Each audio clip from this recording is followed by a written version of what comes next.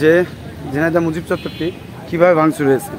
মুজিবের মাথার খুলি নাই, আপনারা দেখতে থাকুন।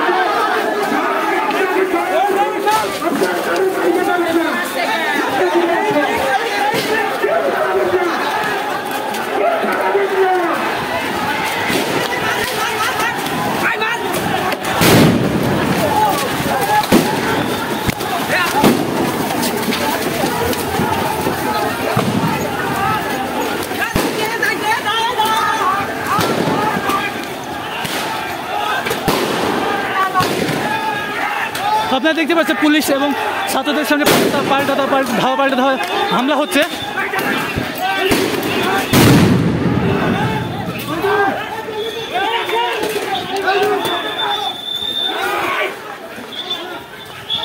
ছাত্ররা বিতর্কভাবে এখান থেকে বিচ্ছিন্ন হয়ে গেছে।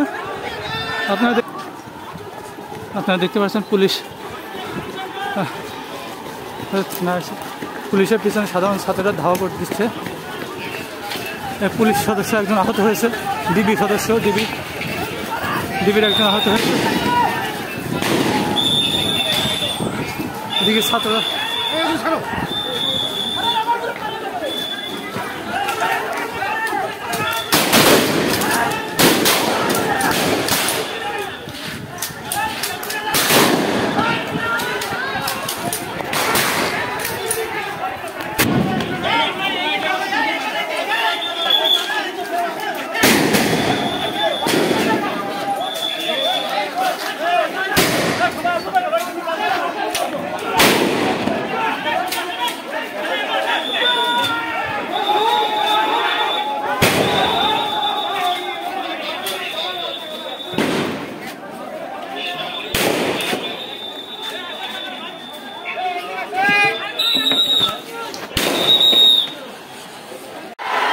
দর্শক, আপনারা দেখতে পাচ্ছেন পুরো মিছিলটি এখন কারণ চত্বরের দিকে অতিবাহিত হচ্ছে।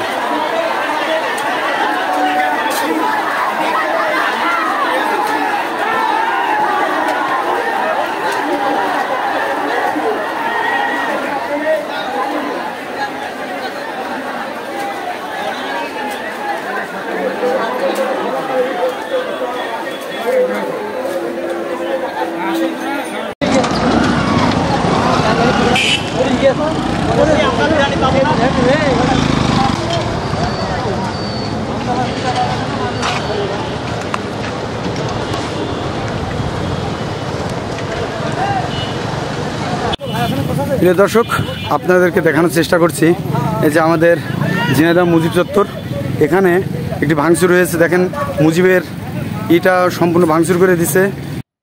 এখানে নাম ফলকটাও ভাঙচুর হয়েছে। আপনারা দেখতে থাকুন এবং বর্তমান ঝিনাইদহ টিভির সাথে থাকুন। আপনাদের পুরো ক্যাম্পাসটি দেখানোর চেষ্টা করব। আপনারা এই দেখেন যে ঝিনাইদহ মুজিব চত্বর, যেটা দেখতে পাচ্ছেন।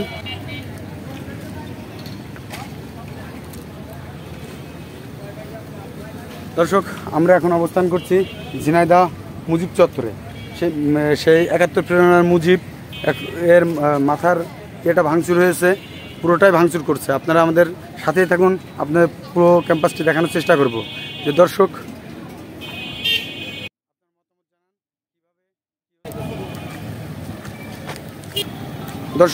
আপনারা দেখতে পাচ্ছেন যে ঝিনাইদহ মুজিব চত্বরে পুলিশের যে বক্সটি ছিল, সেই বক্সটি কীভাবে ভাঙচুর করেছে আপনারা দেখুন। আপনাদেরকে পুরো ইটি আমি দেখানোর চেষ্টা করব। হ্যাঁ দাদা।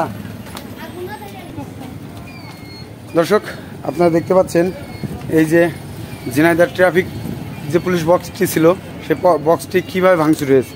আপনারা আমাদের সাথে থাকুন, আপনার পুরো এই ভাঙচুরটি আমরা দেখানোর চেষ্টা করব। আপনারা যে যেখান থেকে দেখছেন শেয়ার করে সবাইকে দেখার সুযোগ করে দিন। এই দেখেন আমি এখন অবস্থান নিচ্ছি ঝিনাইদহ মুজিব চত্বরে। আপনারা যে যেখান থেকে দেখছেন শেয়ার করে সবাইকে দেখার সুযোগ করে দিন। বর্তমান ঝিনাইদহ যারা যুক্ত আছেন সবাইকে ধন্যবাদ জানাচ্ছি। বর্তমান ঝিনাইদহ এই দেখেন মুজিব চত্বরে এখনও আগুন জ্বলছে। পুলিশ বক্সে সেই নেম প্লেটটি ভাঙচুর হয়েছে, আপনারা দেখতে থাকুন। আমি আপনাদের পুরো ক্যাম্পাসটি দেখানোর চেষ্টা করছি। দর্শক, এটা ভাঙচুর হয়েছে, পুরো ঘরটি তছনছ হয়েছে। আপনারা দেখতে থাকুন কিভাবে কি হলো।